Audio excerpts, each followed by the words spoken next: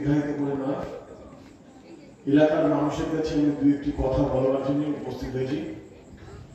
মঞ্চে উপস্থিত আপনাদের অত্যন্ত প্রিয় পৌর প্রতিনিধি শ্রীমতী সুশীলা মণ্ডল, উপস্থিত 105 নম্বর ওয়ার্ড তৃণমূল কংগ্রেসের কার্যকরী সভাপতি অশোক দা, উপস্থিত 105 নম্বর ওয়ার্ড তৃণমূল কংগ্রেসের সহসভাপতি পার্থদা, আমাদের ছোটদা আছে, উপস্থিত মঞ্চে আমাদের যুব সভাপতি গৌতম, মহিলা সভানেত্রী মামুনি থেকে আরম্ভ করে যে অঞ্চলে সভা হচ্ছে সেই অঞ্চলের একদিকে আমরা সবাই ছিলেন এই পাশ থেকে 4 এবং 5, সেই আমাদের সভাপতি আমার অত্যন্ত প্রিয় অসীম ব্যানার্জি, সবাই ছিলেন তাকে আলু বলে। উপস্থিত আমার উল্টো দিকে 11, 7 এবং 8 নম্বর অংশ, তার সভাপতি অনন্ত কর্মকার এবং আমার 105 নম্বর ওয়ার্ড তৃণমূল কংগ্রেসের যে কমিটি তার অন্যতম কনভেনার ভাতৃপ্রতিম তন্ময়। উপস্থিত যারা সারা দিন আমাকে এই যে কর্মকাণ্ড করতে সব রকম সহযোগিতা এবং প্রতিনিয়ত একদম ক্লান্তিহীন বিরামহীনভাবে কাজ করে যায়। বিশু আছে, রাজ আছে, গোপাল আছে এবং আমাদের বিভিন্ন অংশের সভাপতিরা রয়েছেন। সবাইকে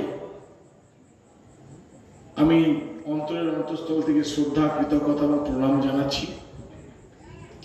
আপনারা জানেন যে আর মাত্র আজকে 29 তারিখ, আজকে 28 তারিখ রাত্রি প্রায় 9টা। যদি একটু হিসাব করে দেখেন তাহলে কালকে রাত্রি 9টা বাজলে একদিন, কালকে হচ্ছে 29 তারিখ, তার পরের দিন 9টা বাজলে কত হবে? 2 দিন। তারপরে 9টা থেকে 9টা অর্থাৎ 7টা, আমাদের কাছে 2.5 ঘন্টাও বাকি নেই, 2.5 দিনও বাকি নেই আমাদের যে নির্বাচন। এখন আমরা যে কথাগুলো বলছি, আসলে নির্বাচনে এলাকা ফাঁকা থাকবে, এলাকার মানুষ বুঝতে পারবে না যে নির্বাচন হচ্ছে কি হচ্ছে না, তাই বক্তব্য রাখতে হচ্ছে।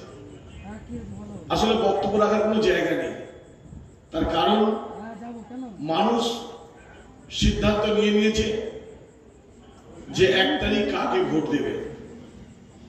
তার কারণ ভারতবর্ষের ইতিহাসে এই প্রথম আমরা লিগ খেলছি, লিগের ম্যাচ, ইলেকশনে লিগের খেলা হচ্ছে। আমরা এতদিন খেলেছিলাম নকআউট, 1 মাসের মধ্যে সবকটা রাজ্যে ভোট হতো, হয়ে গিয়ে 1 মাসের মধ্যে রেজাল্ট। বাপ্পা আছে ফুটবল প্লেয়ার, লিগটা ভালো বোঝে কি বাবা, তাই তো? এখানে লিগের খেলা হচ্ছে 2.5 মাস ধরে, 81 দিন ধরে লিগের খেলা। কে কে লিগে খেলছে? অমিত শাহ, তার সঙ্গে নরেন্দ্র মোদী, তার সঙ্গে নির্বাচন কমিশন, তার সঙ্গে এখানকার যারাই গদি মিডিয়া, আর বাংলার কতগুলো আছে যেগুলো আমাদের থেকে ছাট, অর্থাৎ যেগুলো চুরি, চিটিংবাজি, জোর চুরির দায়ে দল থেকে বের করে দেওয়া হয়েছে, এইগুলো গিয়ে জুটেছে, জুটে একটা ভালো টিম বানিয়েছে। সেই টিমটা 83 দিন ধরে সারা ভারতবর্ষে লিগের খেলা হয়েছে, লিগের খেলা চলছে। এই লিগের খেলায় ফাইনাল খেলা হচ্ছে আগামী 7 তারিখ, অর্থাৎ 7 দফা নির্বাচন। সেই 7 দফার শেষ দফার নির্বাচন হচ্ছে আগামী 1 জুন। মানুষ তার সিদ্ধান্ত নিয়েছে মানুষ কি করবে, এবং আগামী দিন সেই মানুষের সিদ্ধান্ত, মানুষের ভোট, তার উপর ভিত্তি করেই আগামী দিন আমাদের ভাগ্য সবার নির্ধারণ হবে। আমি আজ পর্যন্ত, আমি বহু বছর ধরে নির্বাচন করছি, তখন এত বয়স ছিল না। আমার ছেলে মাঝে মাঝে, ছোটটা মাঝে মাঝে বলে, আমি তোমার সঙ্গে গিয়ে মঞ্চে ভাষণ দেবো। আমি বাবা, তোরা তুই এখন অন্য স্কুলে পড়িস, বক্তব্য রাখিস না, বলবে রাজনীতি করে।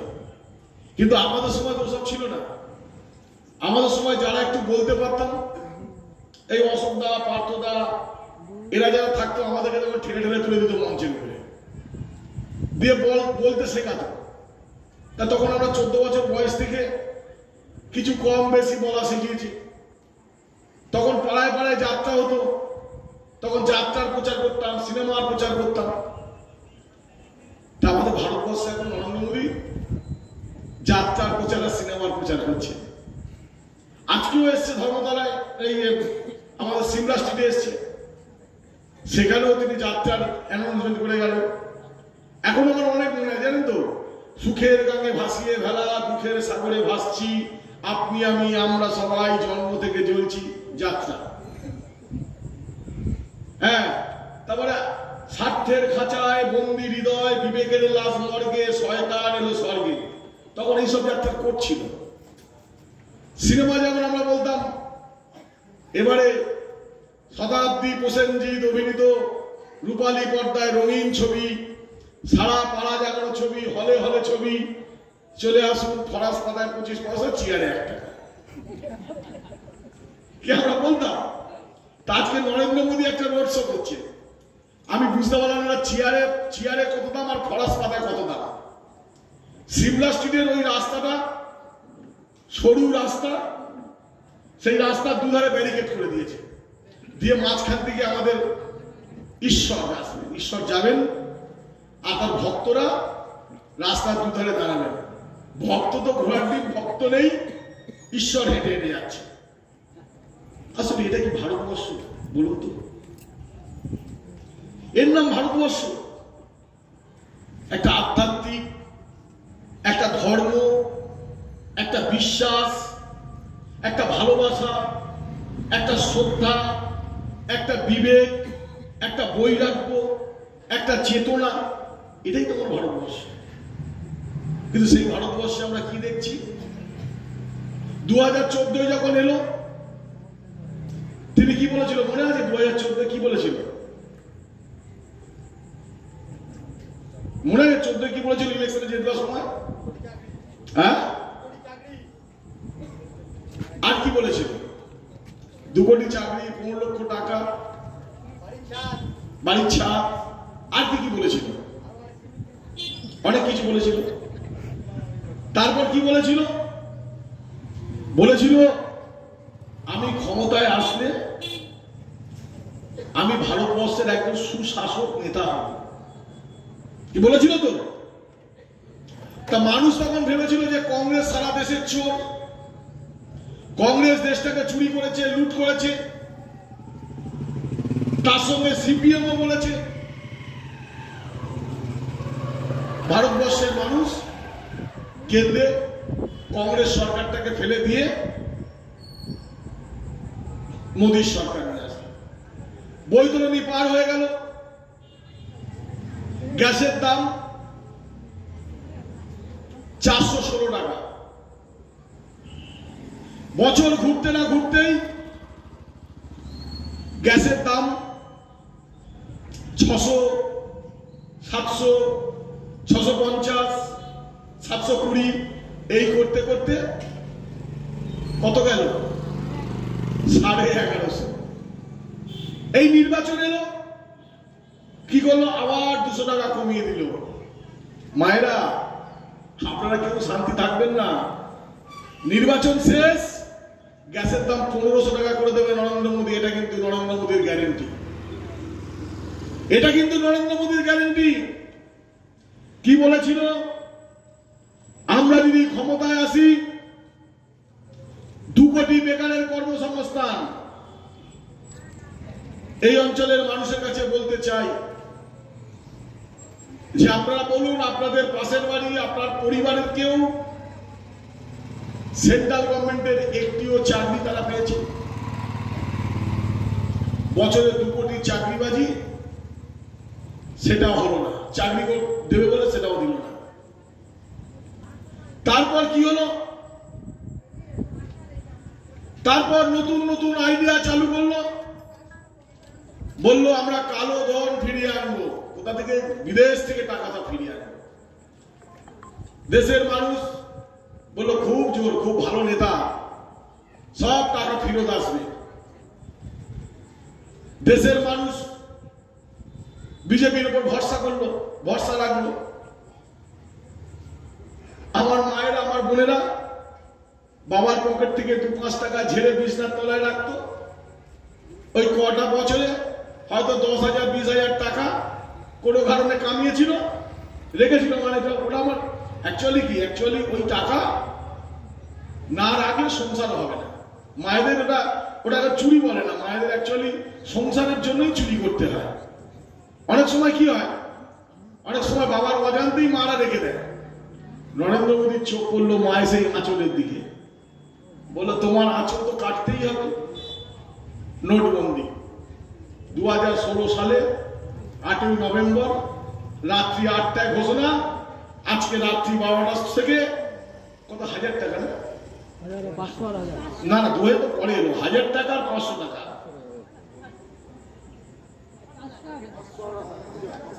500 আর 1000, 500 আর 1000 নোটবন্দি। কি করবে? আবার এই গরিব মায়েরা 100 দিনের কাজ করা, তারা তো টাকা জমিয়েছিল, তারা তো দিশেহারা হয়ে গেল। দুপুর রোদ, ঠান্ডা পড়া রোদ, লাইনে দাঁড়িয়ে পড়লো টাকা ভাঙাবার জন্য। বলে টাকা যে করে ভাঙাতেই হবে। টাকা ভাঙালো, মারা গেল। নরেন্দ্র মোদী কালো ধন আর ফিরিয়ে আনতে পারল না। তাহলে কি হলো? সেই টাকা নিয়ে নরেন্দ্র মোদীর আত্মীয় স্বজন অর্থাৎ মেহুল চস্কি, আদানি, আম্বানি, এরা সব আরো কোটি থেকে কোটিপতি, আরো কোটিপতি হয়ে গেল। বিজয় মাল্যরা টাকা নিয়ে পালিয়ে গেল, তারা আর ফিরে এলো না। ফলে কালো ধনও এলো না, যারা মরে গেল, তাদের কোনো বিচারও হলো না। আবার 2019-এর লোকসভা নির্বাচন, বলছে আমি চৌকিদার, আমি দেশের পাহারা দেবো। আমি জানি না আমার দেশের মানুষ এত ভালো যে একটা লোক 5 বছর দেশের মানুষকে লুট করলো, একটা স্লোগান দিল আমি চৌকিদার, সেই চৌকিদারের কথায় আবার বিশ্বাস করলো, চৌকিদারকে আবার ভোট দিল। চৌকিদার হয়ে গেল আরো ছোট। চৌকিদার ভাবলো ভালোই তো, যে আমি যতবার একটা করে স্লোগান পাল্টাবো বাংলার মানুষ বোকা বানবে, দেশের মানুষ বোকা বানবে, আমাকে আবার ক্ষমতায় আনবে। তো সেদিনকে দেশের মানুষ আবার চৌকিদারকে ভোট দিল। এবার চৌকিদার আস্তে আস্তে আরো বেশি বেশি করে সিট কাটা শুরু করলো, আরো বেশি বেশি করে সিট কাটা শুরু করলো চৌকিদার।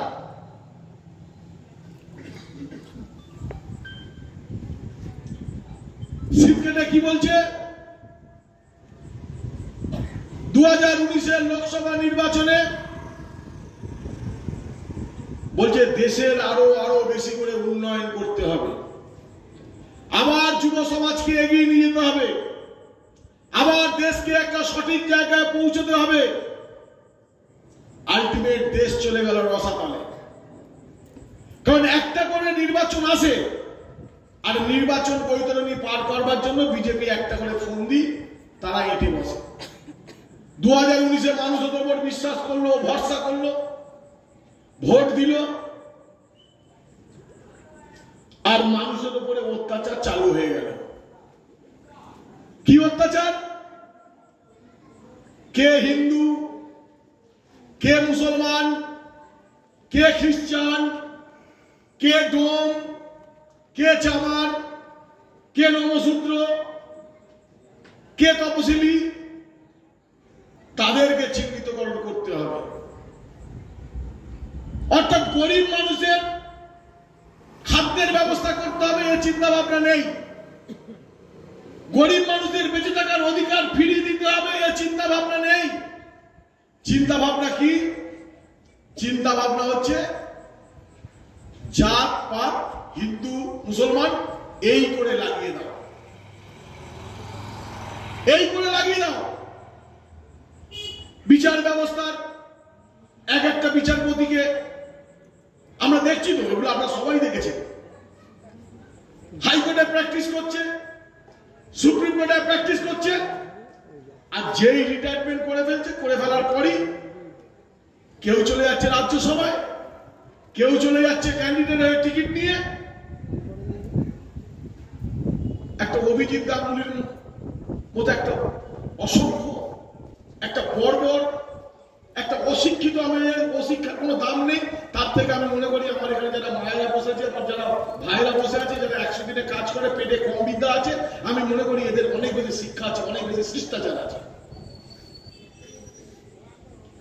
একটা মহিলা 7 বারের যিনি এমপি, 4 বারের কেন্দ্রের মন্ত্রী, 3 বারের মুখ্যমন্ত্রী, তাকে নিয়ে অশ্লীল অশ্লীল ভাষা একটা বিচারপতির মুখে যেভাবে বেরোচ্ছে, এখন তো শুভেন্দু আর বিচারপতি দুজন মুখ খুললে মুখ থেকে দুর্গন্ধ বেরোয়। দেখেন মুখে পাইলে আলে গন্ধ বেরোয়, এদের মুখ থেকে এখন দুর্গন্ধের ভাষা বেরোচ্ছে। এরা কাউকে ছাড়ছে না। যে ওদের বিরুদ্ধে একটু কথা বলছে তাদের বিরুদ্ধে মৌপিয়া, আপনারা জানেন জি 24 ঘন্টার একজন সাংবাদিক, মৌপিয়া অভিজিৎ গাঙ্গুলিকে ফোনে কিছু কথা জিজ্ঞাসা করছে, সে মৌপিয়ার সঙ্গে এমন ভাবে কথা বলছে যেন অভিজিৎ গাঙ্গুলির বাড়ির চাকর হচ্ছে মৌপিয়া। এগুলো পেন মিডিয়া, এগুলো গতি মিডিয়া। কিন্তু তারপরেও কোনো কোনো সাংবাদিকতা তার নির্ভীক, তার ভিতরে সৎ সহজ কিছুটা থাকে,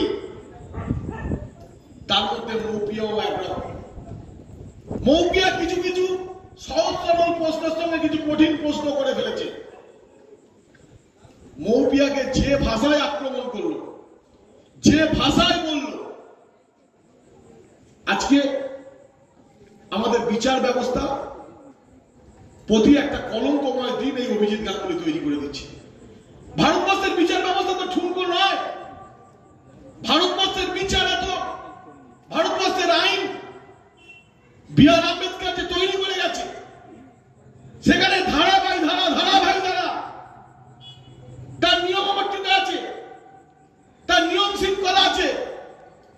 কিন্তু বিজেপি গত 10 বছরে ভারতবর্ষে ক্ষমতা এসে ভারতবর্ষের নীতি, ভারতবর্ষের আদর্শ, ভারতবর্ষের শিক্ষা, ভারতবর্ষের সংস্কৃতিটাকে সম্পূর্ণরূপে শেষ করে দিয়েছে। আজকে এই ভারতবর্ষ আমরা চেয়েছিলাম, এই ভারতবর্ষ চেয়েছিলাম যে ভারতবর্ষে দাঁড়িয়ে আমার মা শীতকালে যখন গায়ে কাপড় থাকে না, পাশের বাড়ির কোনো মা গিয়ে তার গায়ে একটি চাদর জড়িয়ে দেয়, একটি শাড়ি দিয়ে দেয়, নতুন শাড়ি না দিলেও তার গায়ে পুরনো শাড়িটা দেয়। আর নরেন্দ্র মোদী ভারত তৈরি করেছে, নিউ ইন্ডিয়া তৈরি করেছে, যে ইন্ডিয়াতে মণিপুরে নগ্ন করে দুজন আমার বোনকে রাস্তায় নগ্ন করে তাকে ঘোরানো হচ্ছে। এই লজ্জা ভারতবর্ষের লজ্জা, এ লজ্জা যুব সমাজের লজ্জা, এ লজ্জা আমার সমগ্র ভারতবাসী জাতি, বর্ণ, ধর্ম নির্বিশেষে এ লজ্জা। আজকে একটা নির্বাচন হচ্ছে, এই নির্বাচনের সময় দাঁড়িয়ে আমরা লক্ষ্য করছি যে আমি বুঝতে পারছি না যে পশ্চিমবাংলার মাটিতে দাঁড়িয়ে এটা কি কোনো কলকাতা পৌরসভার নির্বাচন হচ্ছে যে সুশীলা মণ্ডলকে ভোট দিন তার দাবিতে ভোট, এটা কি কোনো বিধানসভা ভোট হচ্ছে যেখানে মলয় মজুমদারকে ভোট দিতে হবে বা বাংলার মুখ্যমন্ত্রী কি হবে? এই নির্বাচন তো সে নির্বাচন নয়। এই নির্বাচন দেশ গড়বার নির্বাচন, এই নির্বাচন আমাদের দেশের সার্বভৌমত্ব রক্ষা করবার নির্বাচন, এই নির্বাচন আমাদের দেশের অর্থনীতি কি হবে তার নির্বাচন, এই নির্বাচনে আমাদের পররাষ্ট্রনীতি কি হবে সে নির্বাচন, এই নির্বাচনে আমার দেশের গরিব মানুষের পেটে দুবেলা দুমুঠো ভাত পৌঁছে দিতে পারবো কি পারবো না তার নির্বাচন, এই নির্বাচনে আমার দেশের 145 কোটি জনগণ তার চিকিৎসা দিতে পারবো কি পারবো না তার নির্বাচন, এই নির্বাচনে আমার দেশের 145 কোটি মানুষ যাকে আমরা ঠিক মতো চিকিৎসা দিতে পারবো কি পারবো না তার নির্বাচন। কিন্তু আমরা দেখছি এই নির্বাচন যেন এমন হয়ে গিয়েছে, বাংলায় বিজেপিও মমতা বন্দ্যোপাধ্যায়কে গালাগাল করছে, সিপিএম মমতা বন্দ্যোপাধ্যায়কে গালাগাল করছে।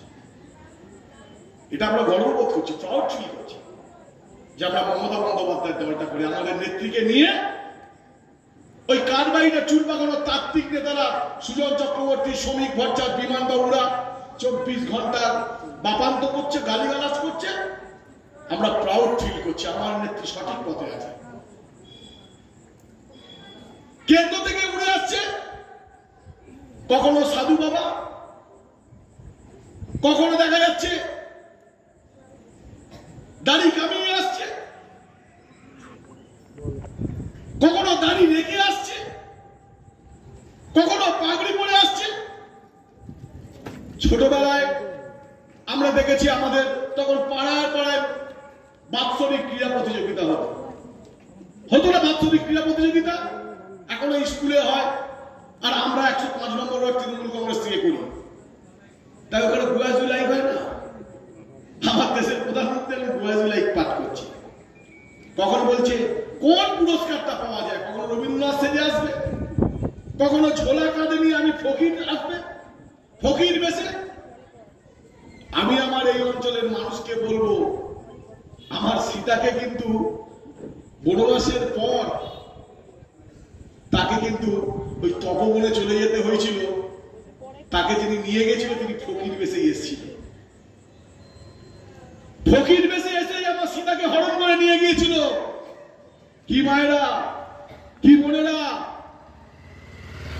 ফকির বেশে যিনি এসছে ভণ্ড ফকির, তাকে সমর্থন করবেন আপনারা?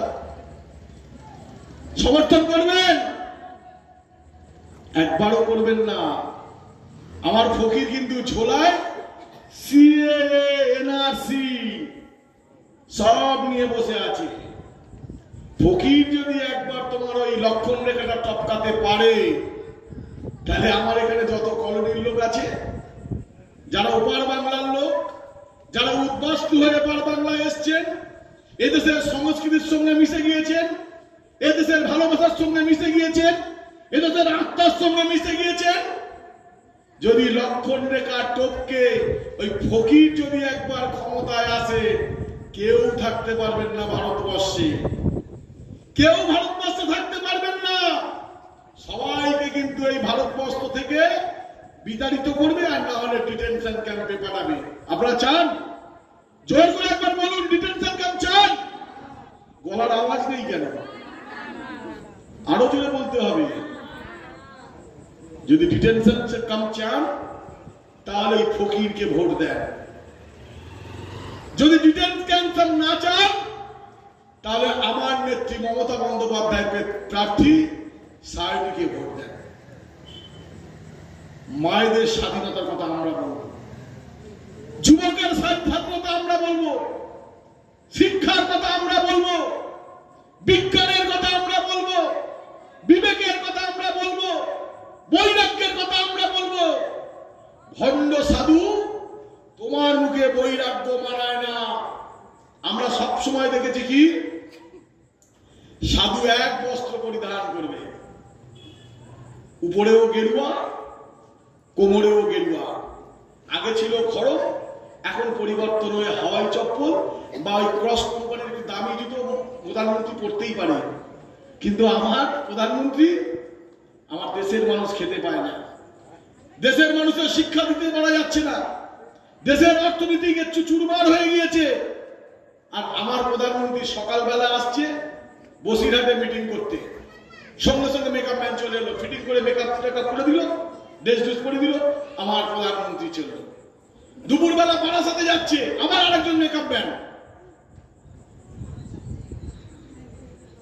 বিকেলবেলা মিটিং, আজ 4টে মিটিং, 4 জায়গায় মেকআপ ম্যান রেডি, একদম ওর সঙ্গে রেডি আছে। এবং কোন জায়গায় কোন মেকআপ ম্যান কি সাজাবে সেটাও স্ক্রিপ্ট করা আছে। আমাকে এই জায়গায় সাজাও, আমাকে এই জায়গায় সাজাও, আমাকে এই জায়গায় সাজাও। আপনাকে এই গুয়াজুলাইকের এই কার্টুনকে, তার দলকে ভোট দেবেন? তার দলকে আপনারা ভোট দেবেন? আপনাদেরকে ভাবতে হবে, আপনাদেরকে ভাববার সময় এসছে।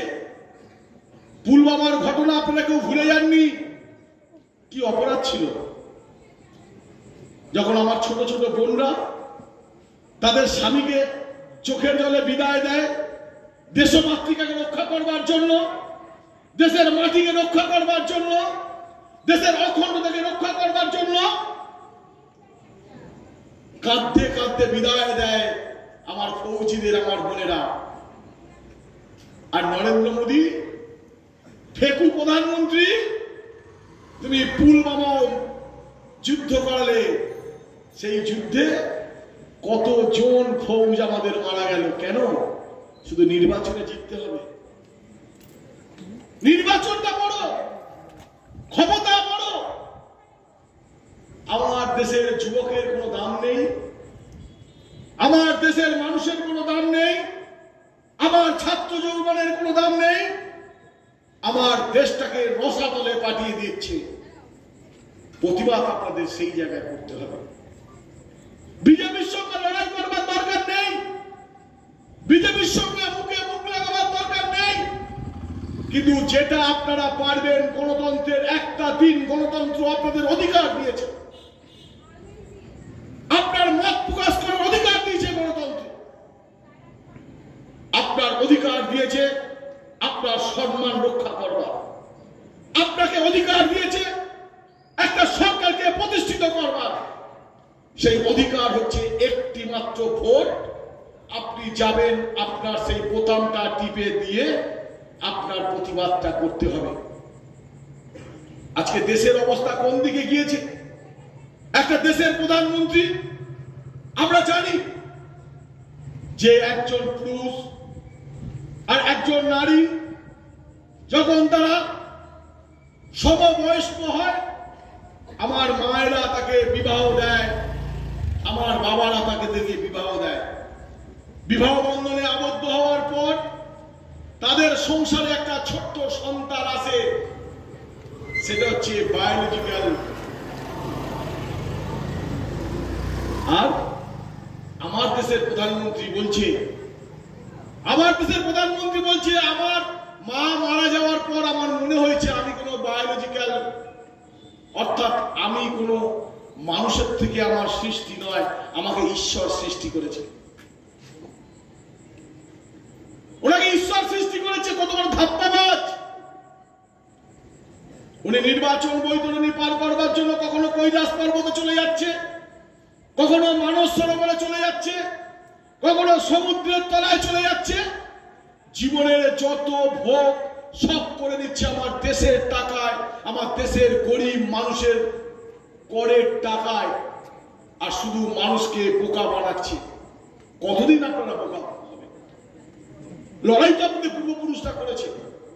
তখন তো বাংলাদেশ ছিল না, তখন তো পাকিস্তান ছিল না, তখন একটাই ছিল ভারতবর্ষ। অবিভক্ত ভারতবর্ষে আমাদের স্বাধীনতার লড়াই করতে হয়েছে।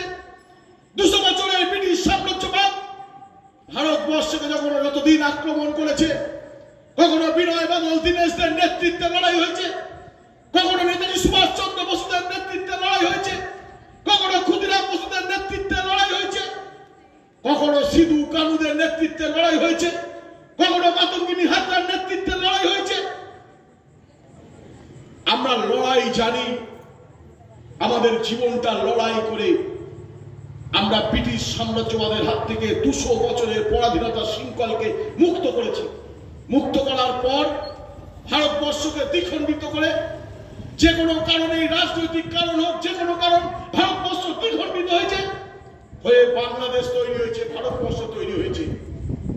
ধর্মের উৎপীড়ন হোক, জাতি দাঙ্গা হোক, যে কোনো কারণে ওপার বাংলার আমার বহু মা বোন জনতা এপার বাংলায় এসছে। আমরা মনে করি ওরা আমাদের স্বজাতি, ওরা আমাদের পরিবার। এই পরিবারকে যদি কেউ আলাদা করবার চেষ্টা করে, আমার ওপার বাংলার মানুষকে যদি আমার দেশ থেকে বিতাড়িত করবার চেষ্টা করে, আর কেউ থাকুক আর না থাকুক, বাংলার জননেত্রী, বাংলার জনগণমন অধিনায়িকা মমতা বন্দ্যোপাধ্যায় আপনাদের সঙ্গে থেকে লড়াই করবে। আমরা অনেক লড়াই করেছি। আমাদের লড়াই করতে করতে আমাদের জীবনটা একটা সংগ্রাম, আমাদের জীবন একটা ইতিহাস, আমাদের জীবন একটা চলন। আমাদের জীবনে প্রতিটা মুহূর্তে সংগ্রাম আর লড়াইয়ের মধ্য থেকে আমাদের বড় হয়ে ওঠা। ভারতবর্ষ স্বাধীনতা হয়েছে, স্বাধীনতার পর থেকেও আমাদের অনেক লড়াই, অনেক সংগ্রাম করতে হয়েছে। আচ্ছা, 34টা বছর বাংলায় মার্ক্সবাদী কমিউনিস্ট পার্টি ক্ষমতায় ছিল। এই অঞ্চলের সমস্ত মার্ক্সবাদী কমিউনিস্ট পার্টির নেতারা আছে, এই অঞ্চলের তথাকথিত কিছু কংগ্রেসের নেতারা আছে। আমি শুধু তাদের জাগ্রত বিবেক, নাহলে ঘুমন্ত মনকে আমি শুধু খালি খোঁচা মেরে দু একটি কথা বলতে চাই। কংগ্রেস, তুমি এত তাড়াতাড়ি ভুলে গেলে যে কংগ্রেস আমরা যাকে বলতাম প্রিয়দর্শিনী ইন্দিরা গান্ধী, যাকে বলতাম রত্ন, যাকে বলতাম আমার দেশের মুক্তি সূর্য, সেই ইন্দিরা গান্ধীকে বড় বড় নখ করেছিল, চোখগুলো থেকে রক্ত বের করেছে, দেয়ালে দেয়ালে লিখেছিল ভারতবর্ষের ডাইনিকে ইন্দিরা গান্ধী আবার কে। সেদিনকে আমরা দেখেছিলাম 1991 সালের 21শে মে মঙ্গলবার একটা তরতাজা চৌবার আততায়ীর গুলিতে নির্বিচারে তাকে হত্যা হতে হয়েছিল। সেই রাজীব গান্ধীকেও এরা বলতে ছাড়েনি, বলেছিল গলি গলি মে চোর হ্যায়, রাজীব গান্ধী চোর হ্যায়, বোফোর্সের দালালকে রাজীব গান্ধী আবার কে। যারা আমাদের প্রিয়দর্শিনী ইন্দিরা গান্ধী, ভারত মাতা ইন্দিরা গান্ধী যাদেরকে ডাইনি বলে আখ্যা দিয়েছে, তার সুসন্তান রাজীব গান্ধীকে এরা বলেছিল চোর, এরা বলেছিল রাজাকার, এরা বলেছিল জল্লাদ। আর সেই কংগ্রেস আজকে সিপিএম এর পায়ে ধরে আজকে সিপিএম এর প্রার্থী সৃজনেরকে সমর্থনে তারা মিটিং করছে, মিছিল করছে। আপনারা ক্ষমা করবেন? ক্ষমা করবেন আপনারা? আপনাদের যারা পূর্বপুরুষকে মেরেছে, যাদের রক্তে এখনো আপনাদের পরিবারটা দগদগে রক্তের মতো লাল হয়ে আছে, এখনো আপনাদের পরিবারের স্বজন হারা কান্না, এখনো যদি দেয়ালে পাঁচিলে দরজায় ঘরে কান পাতেন, সিপিএম এর হারমা, সিপিএম এর সন্ত্রাস, সিপিএম এর জল্লাদদের অত্যাচারের করুণ কাহিনী আপনাদের ঘরের দেয়াল থেকে এখনো পর্যন্ত মুছে যায়নি, এখনো সেই ধ্বনি আপনাদের কানে বাঁধে। আর কিছু স্বার্থান্বেষী কংগ্রেস যারা দলটাকে বিক্রি করে দিয়েছে বাংলার মাটিতে, যারা দলটাকে বিক্রি করে সিপিএম এর কাছে মাথা নত করে, তারা শুধু মমতা বন্দ্যোপাধ্যায়ের বিরোধিতা করবার জন্যই আজকে বাংলার মাটিতে তারা আজকে এই প্রোপাগান্ডা গুলো করে বেড়াচ্ছে। লড়াই আমাদের ওই জায়গায়, আমরা অনেক লড়াই করেছি। সিপিএম 34 বছর বাংলাকে বন্ধ করেছে, সিপিএম 34 বছর বাংলাকে হত্যা করেছে, সিপিএম 34 বছর বাংলাকে নির্লজ্জের মতো আমার মা বোনকে ধর্ষণ করেছে। সিপিএম বাংলার মাটিতে দাঁড়িয়ে একের পর এক আমার মা বোন ধর্ষিত হয়েছে, লাঞ্ছিত হয়েছে, খুন হয়েছে। আমরা সিপিএম কে কখনো মেনে নিতে পারবো না। তাই বাংলার মাটিতে মমতা বন্দ্যোপাধ্যায় আমাদের নেত্রী উপলব্ধি করতে পেরেছিল যে বাংলার মাটিতে দাঁড়িয়ে যদি আমরা কোনো নতুন দলের জন্ম দিতে না পারি, যদি নতুন দল তৈরি করতে না পারি, তাহলে সিপিএম এর বিরুদ্ধে লড়াই করা যাবে না। আজকে এখানে সৃজনরা অনেক কথা বলছে, একটা আড্ডা নয়, 64,000 কর্মী আমাদের মারা গেছিল, তখন আমরা কংগ্রেস করতাম। এই সিপিএম এর আমলে, এই সিপিএম এর আমলে 64,000 কর্মীকে ওরা খুন করে দিয়েছে। তাদের সঙ্গে গাঁটছড়া বেঁধে আজকে নির্বাচনী বৈতরণী পার করবার চেষ্টা করছে। 2011 সালের পর যেরকম তারা শূন্য হয়ে গিয়েছে, আজকের দিনে দাঁড়িয়ে আমি যদি রাজনীতিতে একটু কিছু বুঝে থাকি, তাহলে পশ্চিম বাংলার মাটিতে দাঁড়িয়ে সিপিএম শূন্য থেকে মহাশূন্যে পৌঁছে যাবে। সিপিএম বাংলায় কখনো একটাও সিট পাবে না। মানুষ সিপিএম এর চরিত্র জানে যে সিপিএম কি জিনিস, কারণ শুধু ওদের ড্রেসটা হচ্ছে সাদা, ধুতি পাঞ্জাবি সাদা, আর প্রত্যেকটা ধুতি পাঞ্জাবির গায়ে আমার ছোট্ট বোন তাপসী মালিকের ধর্ষণ করে হত্যা করার রক্তটা আজও বুদ্ধবাবুর গায়ে লেগে আছে। নন্দীগ্রামের 17 বছরের মেয়ে, তার রক্ত এখনো বুদ্ধবাবুর পাঞ্জাবিতে লেগে আছে। আজও 21শে জুলাই তৎপরে 13 জন যুবককে, সেদিনকে আমরা বেকারের কর্মসংস্থান, বাংলার মা বোনদের নিরাপত্তার দাবিতে নো আইডেন্টিটি কার্ড নো ভোটকে আন্দোলন করেছিলাম। কলকাতার রাজপথে দাঁড়িয়ে নির্বিচারে গুলি করে আমাদের 13 জন যৌবনকে হত্যা করে দিয়েছিল। আজও কলকাতার রেড রোড, ব্রাহ্মণ রোড, মেয়ে রোডে যদি কান পাতেন, 13 জন সেই মৃত আমাদের সৈনিক, তারা আজও আর্তনাদ করে, তারা আজও আর্তনাদ করে, তারা বলছে বিচার চাই, বিচার চাই, বিচার চাই। সেই বিচার একমাত্র বাংলার জনতা, বাংলার নেত্রী সেই বিচারের ব্যবস্থা করছে। আজও তাদের ইতিহাস আমরা ভুলে যাইনি। সিপিএম এর কোন মুখে বড় বড় কথা বলে? 1968 সালের খাদ্য আন্দোলন, সেদিনকে নুরুল খাদ্য আন্দোলন করতে গিয়ে কংগ্রেসের তখন প্রধানমন্ত্রী ছিল, মুখ্যমন্ত্রী ছিল, সেই গুলিতে নিহত হয়েছিল নুরুল। সেই নুরুলকে কাঁধে নিয়ে সারা বাংলা তোলপাড় করে দিয়ে মার্ক্সবাদী কমিউনিস্ট পার্টি ওর মার কাছে পৌঁছে গিয়েছিল, বলো তোমার ছেলেকে আমরা নিয়ে আসলাম, ও নুরুলের মা, তুমি আর কাঁদো না। নুরুল মরে গিয়েছে। 34 বছর বাংলায় ক্ষমতায়, 77-এ বাংলায় মার্ক্সবাদী কমিউনিস্ট পার্টি ক্ষমতায় এসছে, কিন্তু নুরুলের মাকে ভুলে গিয়েছে। কোনোদিন নুরুলের মাকে একটা পয়সাও সাহায্য করেনি এই মার্ক্সবাদী কমিউনিস্ট পার্টি। আর আমাদের 13 জন যুবককে যখন হত্যা করেছে, তাদের রক্তে কলকাতার পিচ রাস্তাটা কালো হয়ে গিয়েছে, আজও আমার নেত্রী বলেনি। সেই 13 জন শহীদকে নিয়ে প্রতিদিন ঝড়, জল, বৃষ্টি, প্রাকৃতিক দুর্যোগকে উপেক্ষা করে আমরা বলি শহীদের রক্ত হবে না তো ব্যর্থ। শহীদের রক্তে রাঙানো ইতিহাস আমরা ভুলতে পারি না। তাই ঐতিহাসিক 21শে জুলাই আমরা লাখো লাখো ছাত্র যৌবন আমরা চাই, বলি দিদি তুমি এগিয়ে চলো, আমরা তোমার সাথে আছি, লড়াই এখনো আমরা করতে জানি। সিপিএম এর 34 বছর সিপিএম এর অত্যাচার আমরা দেখেছি। আজকে সৃজনরা ভোট চাইতে এসে বলছে সবার পেটে ভাত চাই, সবার হাতে কাজ চাই, সবার সাথে শিক্ষা চাই। আমরাও তো বলেছিলাম সবার পেটে ভাত চাই, সবার হাতে কাজ চাই, সবার জন্য শিক্ষা চাই। সৃজনকে আমি প্রশ্ন করে বলতে চাই, তুমি তো নবযৌবনের ছেলে, তুমি তো পড়াশোনা করেছো, ইতিহাস কখনো মিথ্যে কথা বলে না, ইতিহাস মিথ্যে কথা বলতে জানে না। পৃথিবীর ইতিহাস তুমি জানো, দেশের ইতিহাস তুমি জানো, বাংলার 34 বছরের মার্ক্সবাদী কমিউনিস্ট পার্টির ইতিহাসটা তোমাকে আরো বেশি করে পাঠ করতে হবে। 1977 সালে ক্ষমতায় এসেছিল, আসার পর 1980 সালে প্রাথমিক স্তর থেকে ইংরেজিটাকে তুলে দিয়েছিল। তোমরা বলছো শিক্ষা চাই, তোমরা বলছো সবার হাতে কাজ চাই, শুধু ইনকলাব জিন্দাবাদ, লাল ঝান্ডা কালে পুকার। সকালবেলা হলেই সমস্ত কারখানায় ঝান্ডা মেলে শ্রমিকরা চলে যাচ্ছে আন্দোলন করতে ব্রিগেড প্যারেড গ্রাউন্ডে ধর্মতলায়, আর মালিক তার কারখানার চিমনির ধোঁয়া না জ্বলতে জ্বলতে সেখানে সেগমেন্ট পড়ে গিয়ে চিমনিটাই নষ্ট হয়ে গেছে, কারখানাগুলোকে বন্ধ করে দিয়েছে। তোমরা বলছো কাজ চাই, শিল্প চাই। বাংলার বাড়িতে শিল্প আমরা তৈরি করেছি, বাংলার বাড়িতে নতুন নতুন শিল্প দিশা আমরা দেখেছি। যাদের এক কান কাটা থাকে তারা সমাজের ধার দিয়ে যায়, যাদের দোকান কাটা তারা সমাজের মাঝখান দিয়ে যায়।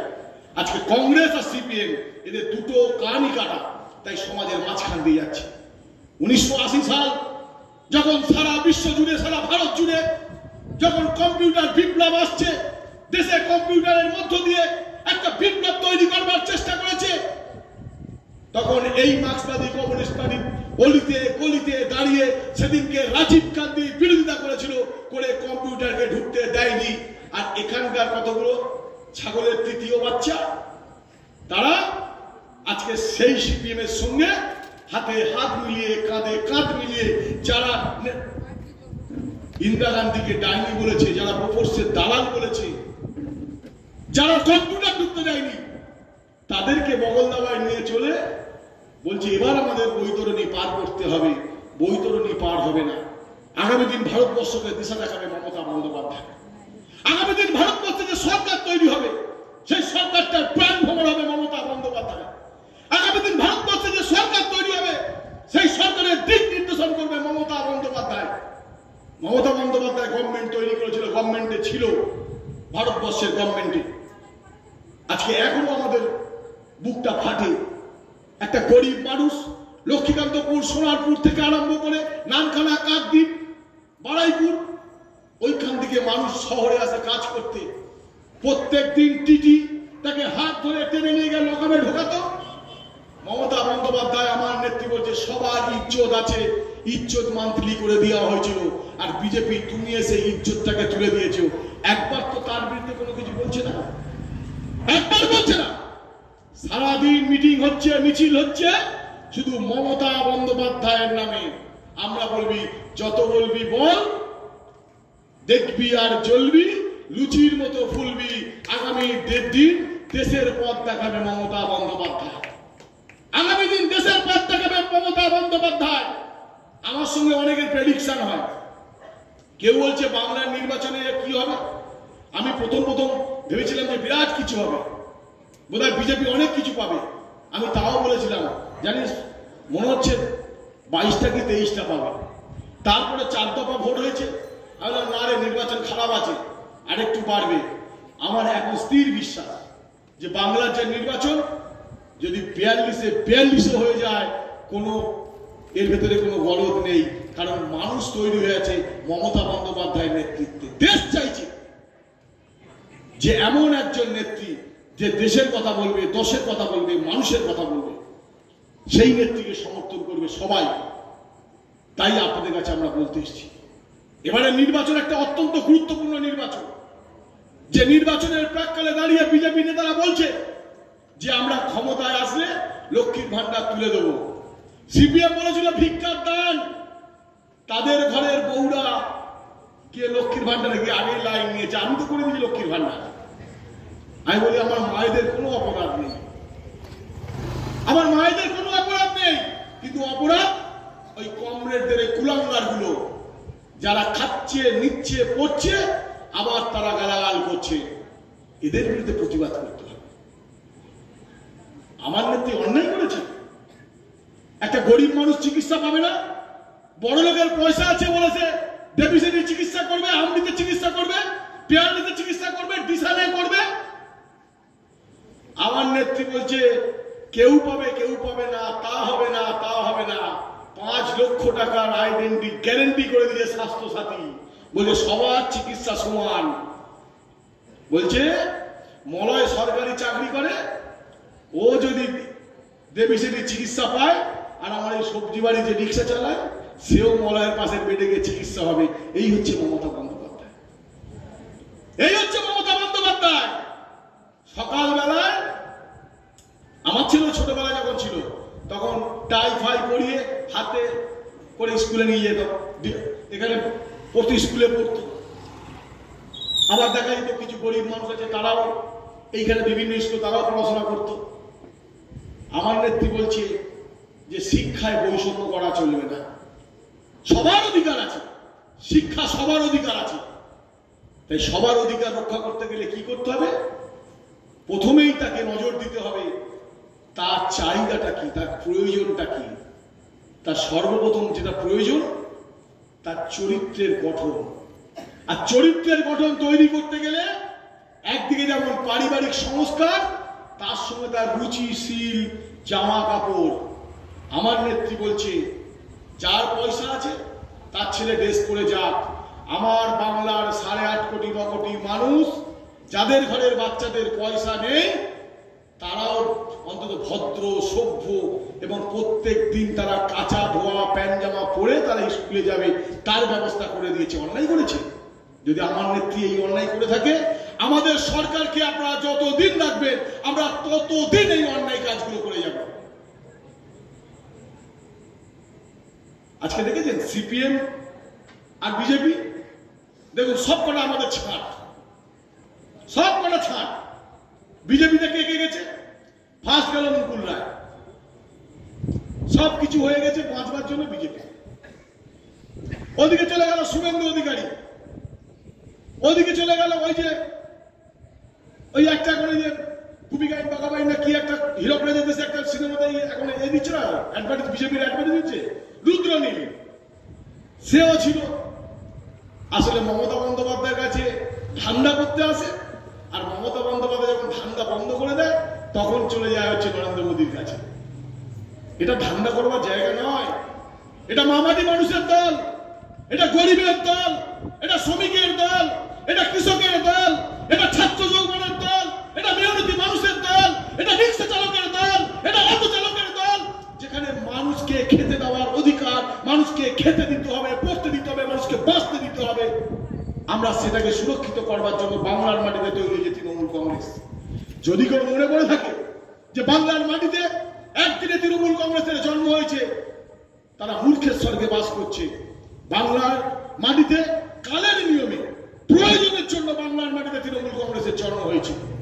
বাংলার শোষিত, বাংলার নিপীড়িত, বঞ্চিত মানুষ যখন একটা শাসক দলের কাছে শোষণ হচ্ছে, বাংলার মামাটি মানুষ গর্জে উঠেছে, বাংলার যুব সমাজ গর্জে উঠেছে, বাংলার মা বোনরা গর্জে উঠে বলেছিল বাংলা থেকে আমরা পরিত্রাণ চাই। তাই বাংলার জননেত্রী মমতা বন্দ্যোপাধ্যায়ের নেতৃত্বে বাংলা একটা পরিবর্তনের ভাষা তৈরি হয়েছিল।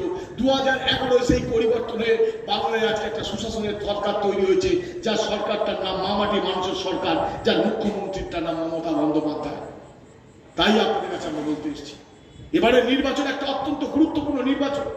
এই নির্বাচনে আমরা ভালো থাকবো কি থাকবো না, এই নির্বাচনে আমরা ঠিক মতো চলতে পারবো কি পারবো না, একটা দল, একটা সরকার ঠিক করে দেবে আপনি মাছ খাবেন কি খাবেন না, মাংস খাবেন কি খাবেন না, আপনি কি পড়বেন সেটা পর্যন্ত ঠিক করে দেবে একটা রাজনৈতিক দল। এর বিরুদ্ধে প্রতিবাদ করতে হবে। আর তার দোষও রয়েছে এই সিপিএম, এই সিপিএম তার দোষও রয়েছে। আজকে বলছে আমরা নতুন প্রজন্মকে টেনে আনছি।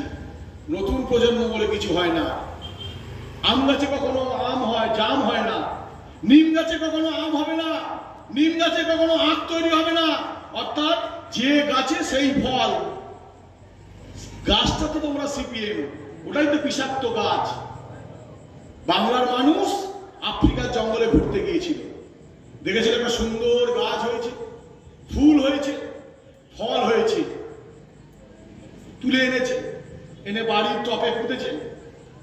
যখন দেখছে একটু সময় লেগেছে গাছটায় ফল হতে, দেখলো প্রায় 30 বছর পর গাছের একটা ফল হয়েছে।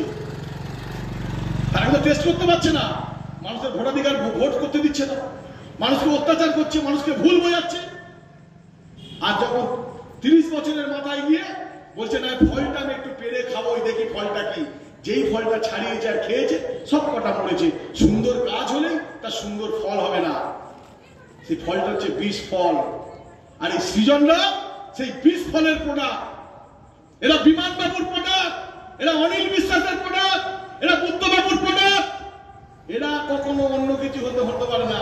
ভ্যাসলিন কি অন্য কিছু হয় নাকি? বোরোলিন অন্য কিছু হয়? ফেয়ার এন্ড লাভলি অন্য কিছু হয়? কোম্পানির প্লাস হয়, মাইনাস হয়, এইসব লিখে দেয়। Fair and Lovely plus, Boroline plus, Boroline minus, এইসব হয়। কিন্তু মালটা হচ্ছে ওই এক। এরা হচ্ছে সেই মাল, বাংলার রিজেক্টেড মাল। এদেরকে যদি নিয়ে আসো, আবার সেই 34 বছরের কালো দিন ফিরে আসবে। কৃষক তার জমির ধান কাটতে পারবে না, শ্রমিক সে কাজ করে খেতে পারবে না, স্কুলের তালা বন্ধ করে স্কুলের টিচাররা চলে যাবে এবিটিএফ মিছিল করতে, অল বেঙ্গল টিচার অ্যাসোসিয়েশন ঝান্ডা ধরবে। আর এখানকার কমরেডরা 54টা পুকুর ছিল, এখন 19টায় পরিণত, 18টায় পরিণত করেছে। আর যদি কোনোদিন আবার যদি ওরা আসে, তাহলে 18টা পুকুরও নিয়ে নেবে, আর যারা আপনারা বসেন তাদের জমিগুলো কেড়ে নেবেন। কি চান? এই লুটেরাদের হাতে দিতে চান? এই ধান্দাবাজদের হাতে আবার দিতে চান?